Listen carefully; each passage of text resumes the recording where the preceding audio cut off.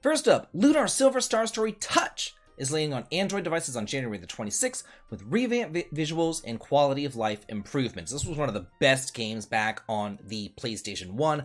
I adored it, and I put it as like number 1 in many top 10 lists before, so yeah, this is a great one. If you've never played Lunar, now is the time. It says, in Lunar Silver Star Story Touch, you can look forward to diving into the thrilling fantasy world. It was one of those critically acclaimed JRPGs.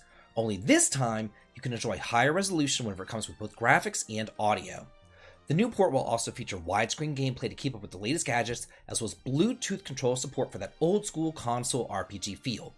The port also boasts near-identical similarities to the recent release of the iOS version, along with plenty of quality-of-life improvements, as well as some other options that will help you personalize your very own Lunar experience. Oh my gosh, there's nothing better than some Lunar. Again, if you've never played this game, you have got to. It is so frickin' good. We saw the Sony State of Play earlier this week, and I made a whole dedicated video about it, so I don't want to go over all of that. However, I do want to let you all know that at the very, very, very end of the State of Play, Sony dropped a bombshell. And they said, hey, guess what? There's going to be yet another State of Play for February 6th, but it's going to be focused pretty much exclusively on Final Fantasy VII Rebirth. It says they're going to be sharing some new gameplay details along with exciting news. I wonder what that exciting news could be. Maybe a demo? Who knows? It's going to be coming up February 6th at 3:30 p.m. Pacific Time, 6:30 p.m. Eastern Standard Time. So be sure to be on the lookout for that. I unfortunately am going to be on a plane at that time off to Australia, but yeah, y'all enjoy. The director of Final Fantasy VII has been embarrassed by the original game's cultural depictions and themes. It says, this was an interview, and it said had the original director and writer Yoshinori Kitase claimed to be embarrassed by the game's portrayal of social problems, social issues, and cultural depictions. It says here, Final Fantasy VI included a lot of elements that each department on their own, just on a whim, wanted to include, so they just kind of included it. But 8 was much more calculated and strategized. But 7 is a mix of that, where it's both calculated and kind of like, yeah, whatever, add a whim in development. If we made games like this the way that we did back then, we'd be in a lot of trouble right now. Times have really changed. Beyond Final Fantasy VII is the point where I'd say that really things did change. It's the last of the titles that were be able to do things that way. Nomura alluded that sometimes there would be completely random changes. There were scripts and then suddenly things that were not even in the script that the character's now saying in the game that we'd never even heard of. Some departments just wanted to include the character saying those things. That was kind of the world back then.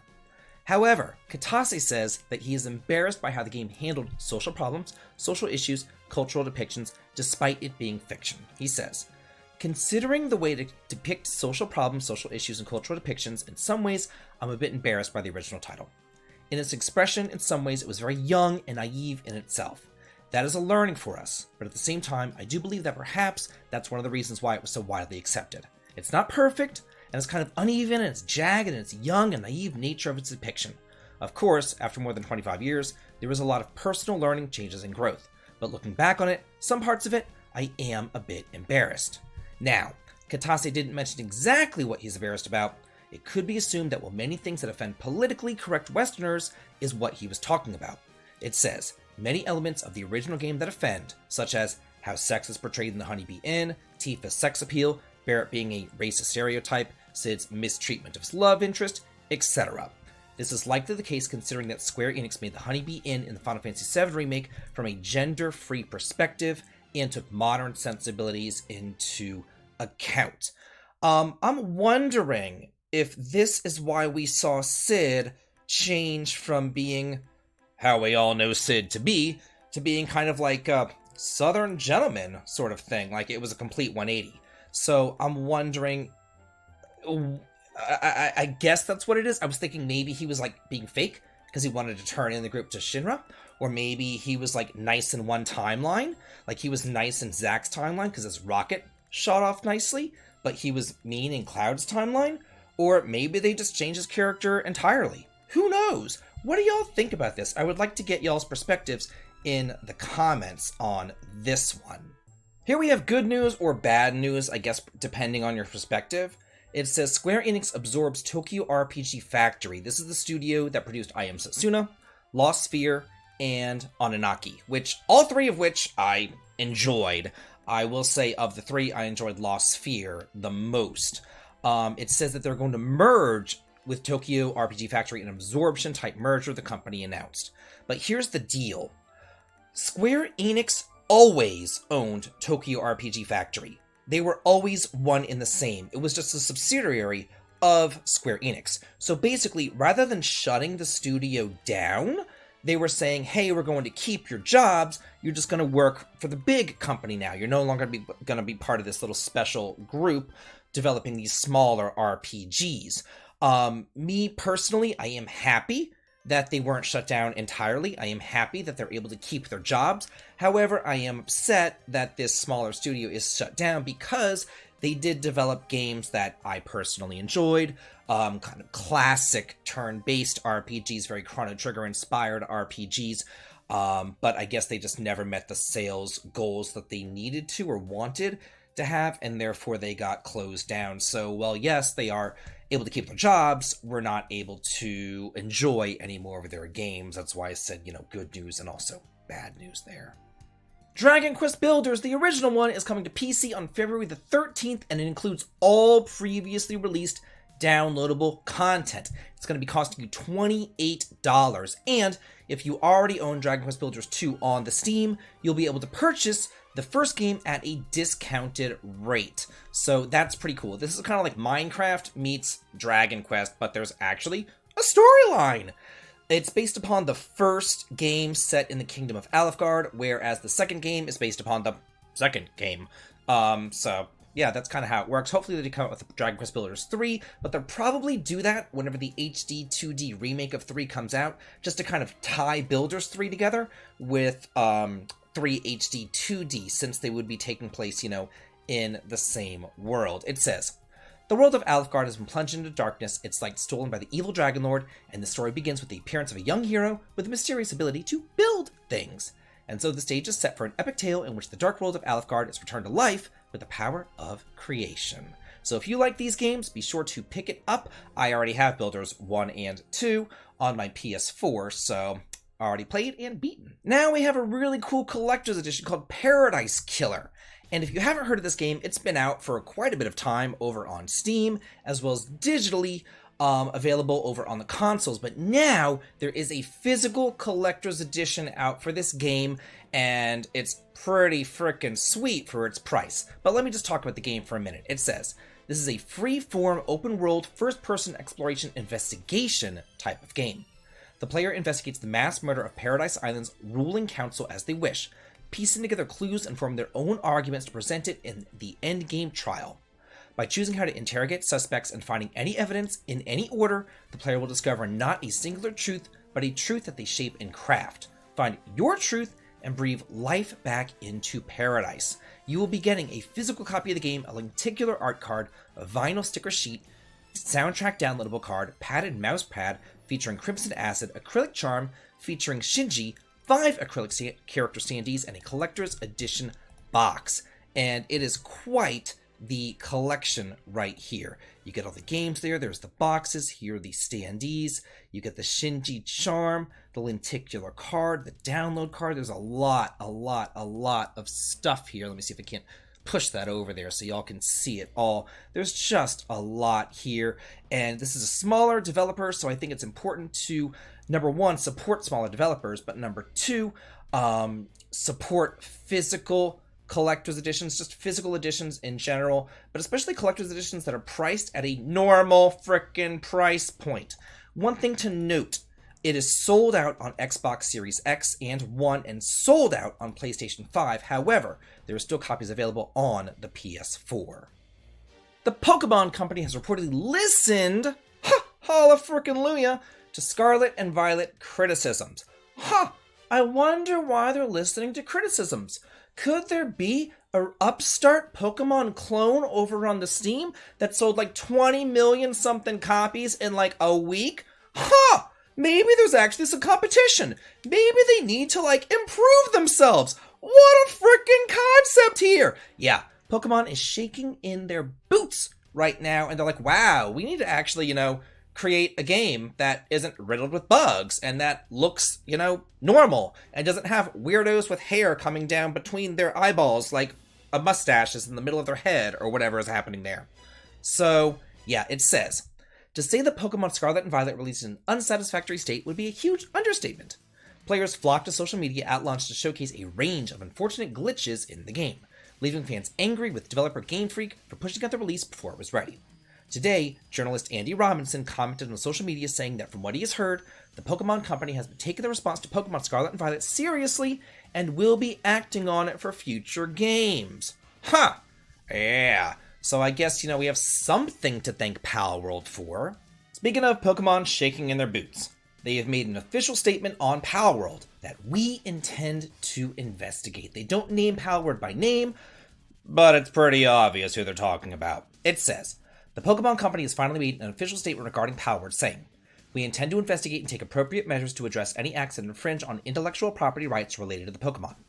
While the Pokemon Company doesn't specifically mention Palworld by name, it is very clear that this statement is in response to the incredible success that the survival game is experiencing, and the claims that many of Palworld's pals are way too close to existing Pokemon.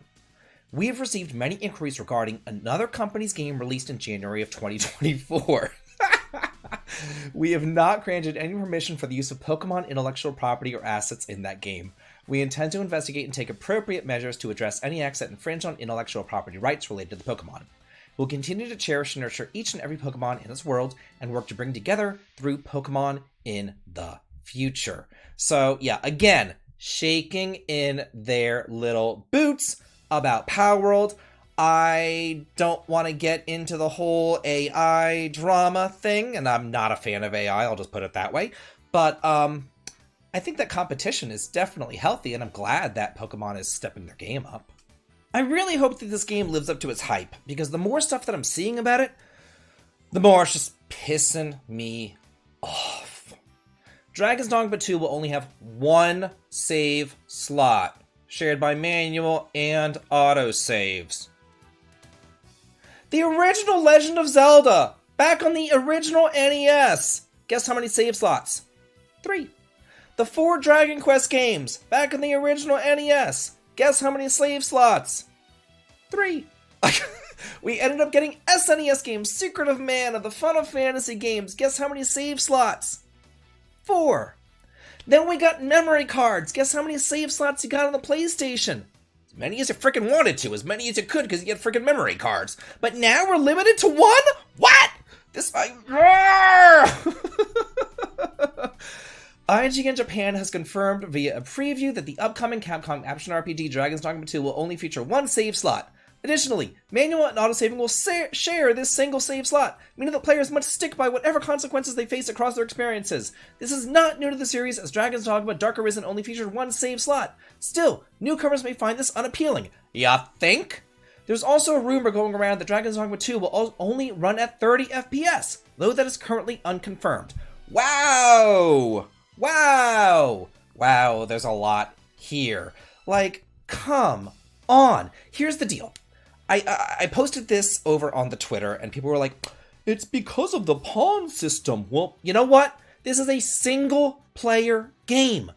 Who cares? It's a single-player game. Who cares? Like, it's a single-player game, people. This is not online. This is not an MMO. Like, let people play single-player games however it is that they want to play them. And also, if your pawn system is so screwed up that you need to limit people to one save state, then change your pawn system! Make normal party members! Make characters that join you along your journey, like in, Breath of Fire. Don't screw over your consumers with this horrible anti-consumer practice. This is terrible. Tokyo Xanadu EX Plus is coming to the Switch in June. Also, there will be a soundtrack available exclusively on their online game store featuring all 88 songs. This game has also, was previously released over on the Steam as well as the PS4, back in 2017, but now it is getting upgraded and over to the Switch. The overview, it says, the popular action role-playing game developed by Nihon Falcon comes to Nintendo Switch. 10 years ago, a colossal earthquake devastated Tokyo and changed the lives of its inhabitants forever. The city has since been rebuilt, and life has slowly returned to a semblance of normalcy. However, behind the veil of this newly rebuilt metropolis lies another world, one with a sinister secret. The earthquake that originally destroyed Tokyo was actually caused by the emergence of a mysterious and lethal shadow world known as the Eclipse. So now, you have to take action and thwart the legions of Eclipse and ensure the protection of peace. I've heard a ton of good things about this game, y'all. Witch Spring R is going to launch for the PS5 and Xbox One in addition to its previously announced Switch version. Release date for the console versions are not yet fixed, but a physical edition is planned. This first launched via Steam on September 26th, but now this PC version will be updated with New Game Plus alongside hard and very hard difficulty levels with a free update coming in February. Also, in the next update, some new features will be implemented, such as a story enjoyment feature, which is an option to automatically advance dialogue after voice playback ends, and crafting mastery, which will be crafting recovery potions and combat tools 3 times or more will yield double the items in subsequent crafting. In addition to the previously announced Nintendo Switch port, they're preparing to port the game to other console platforms, and a physical package, including a limited edition and art book, is also in the works. Every single time that people mention this game in the comments, it is always glowingly positive, and I actually did a little blurb for them as well, and I really enjoyed my time with this game too.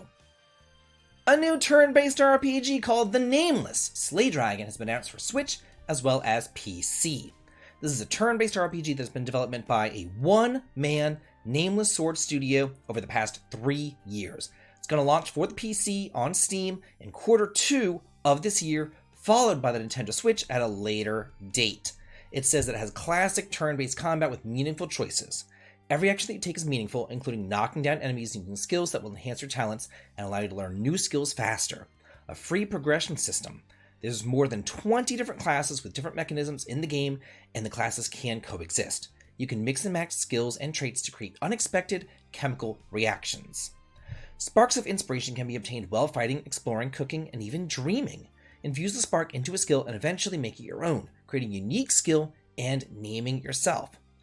Real choices with multiple endings. Choices are very important in this game. Some may have less impact and some may change the story entirely. And there are no random battles, no forced grinding, no endless mazes, and all endings are available in the first run. This looks pretty cool. I was just kind of going off about how there was no turn-based RPGs on that PlayStation Direct that they just gave us. And I'm glad to see that at least the indie games are representing the turn-based RPGs.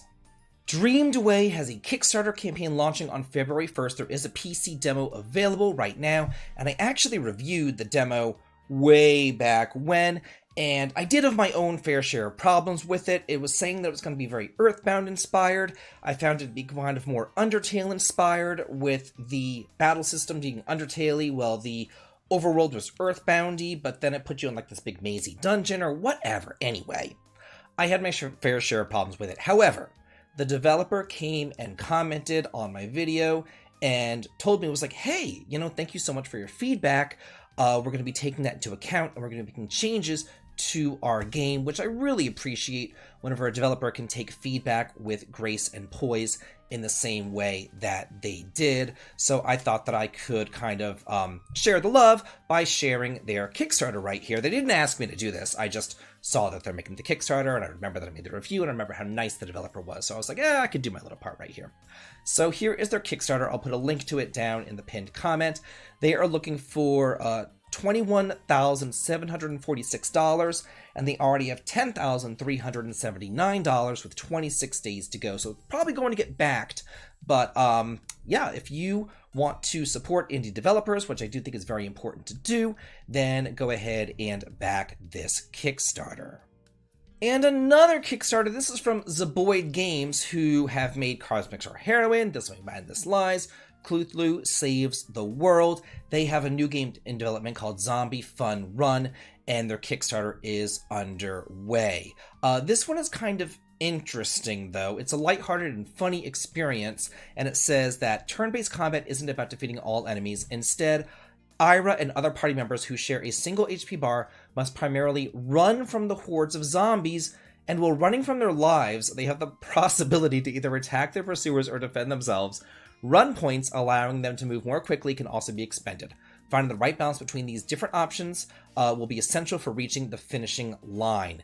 This Kickstarter campaign is set to last till February the 23rd, and if you back, backers who pledge at least $10 will receive a digital copy of the game. Here is the Kickstarter. They have a $15,000 goal, and they have reached $2,381 of their goal. So if this seems fun or different or unique to you, then be sure to back this. I'll put a link to this down in the comments below as well.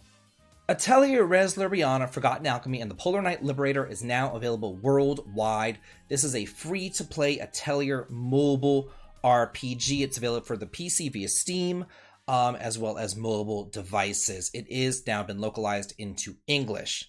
It says that it features a storyline centered around two new protagonists, Resna and Valeria. They live in the kingdom of Lantarna, a homeland that once thrived thanks to alchemy. But when the source of alchemy eventually disappeared, the magical art became non-existent, sparking Resna on a quest to the world's end to find the miracle source and restore the lost art of alchemy throughout the land.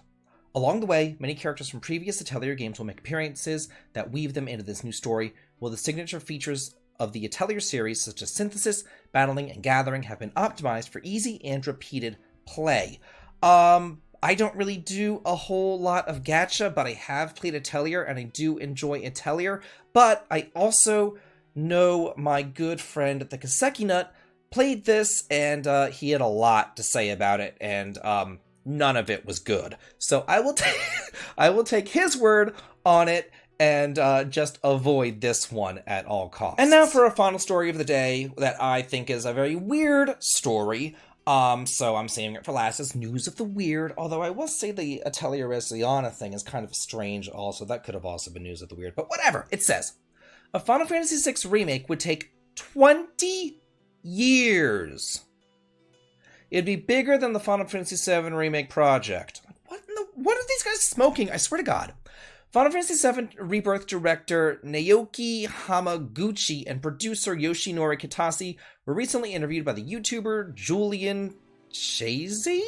It's a lengthy and informative 45-minute discussion in French, but fans have noted a significant comment and shared its translations. Kitase said that a potential Final Fantasy VI Remake project would take double... it's an SNES game! Anyway, would take double the time of a Final Fantasy VII Remake project, which is currently a roughly 10-year process. As a result, a Final Fantasy VI Remake equivalent in quality to Final Fantasy VII Remake would be a far bigger and more ambitious process, especially given the vast playable cast and degree of playable content. Kitase stated in a Final Fantasy Reflection conversation with other notable team members that plenty of Square Enix staff desired a remake of Final Fantasy VI. Unfortunately, there was not currently any green light for it to occur, and this is reiterated in this new video interview. But here's the deal!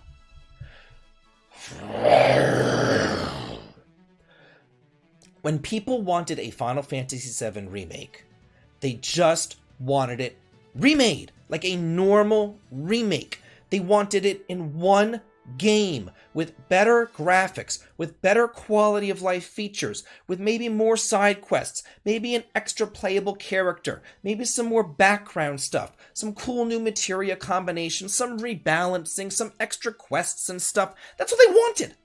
They didn't want a 3-game hyper-realistic monstrosity that we're getting. And whenever we're asking for a Final Fantasy VI remake, we're not asking for some huge monstrosity. We're not. I don't understand. I don't get it. I don't get it. We're not asking for pixel remasters either. Okay, we're not asking for the very, very, very basic bare bones like pixel remaster, but we're not asking for the moon and the stars either. We're just asking for something in the middle. We're asking for something that can be played on modern systems, maybe done in like a 3D sort of thing, kind of like Dragon Quest XI or Dragon Quest VIII. We're asking for the world map to just be maybe more locations, more side quests in the World of Ruin, more character customization. Maybe the ability, I think this would be cool, to equip 2 espers. One that teaches a spell and one that gives a stat bonus. Maybe more accessories, more hidden stuff. Maybe a new character. Maybe the ability to resurrect General Leo. You know, this is what we're asking for. We're not asking for some 20-year ridiculous project. And I don't know how to get that through their heads. And it's driving me crazy. But anyway, that's it for this week's new RPG news. What do you guys think about this? Because, like, I'm just going crazy over here. Let me know in the comments, and as always, have a good day.